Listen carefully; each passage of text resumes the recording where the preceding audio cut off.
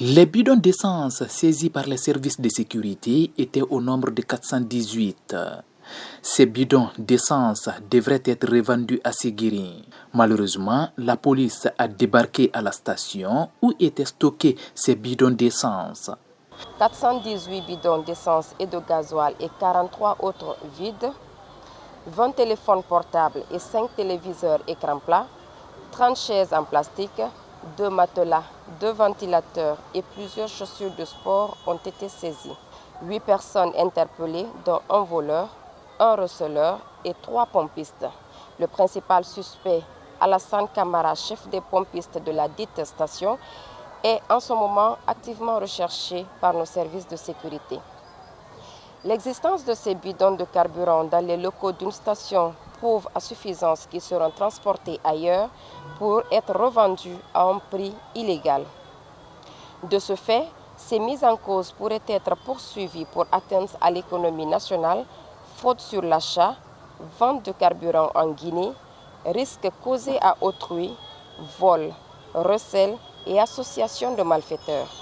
Respectivement, ces faits sont prévus et punis par la loi L95/007/CTRN du 15 mars 1995 portant répression de la fraude sur l'importation et la vente de carburant en République de Guinée, ainsi que les articles 293, 484, 373, 484 et 784 du Code pénal en vigueur. Lazare Mamadi Boré, procureur de TPI de Koya, salue ce coup de filet des services de sécurité et rassure que ces infractions qui mettent la vie des populations en danger ne seront pas impunies. C'est un fait très grave, comme vous le voyez.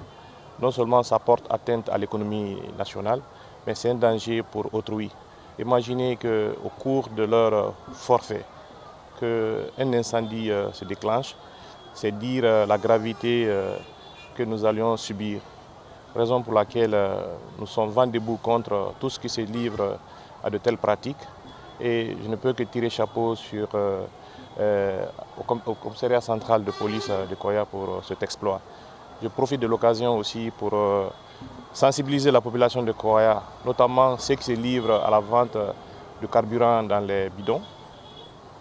Peut-être qu'ils ne se rendent pas compte des effets néfastes qu'ils ont sur l'économie nationale, également le danger public qu'ils encourent eux et les citoyens qui sont les voisins immédiats. Prenant la parole, le commandant d'infanterie de Koya, Mohamed Makantouré, promet de traquer tout ce qui perturbe le sommeil des paisibles populations à Koya. Le banditisme n'a pas sa place à Koya et que nos forces communes sont en train d'œuvrer matin, midi, soir pour que vraiment la population, la paisible population puisse vivre dans la paix et dans la quiétude surtout.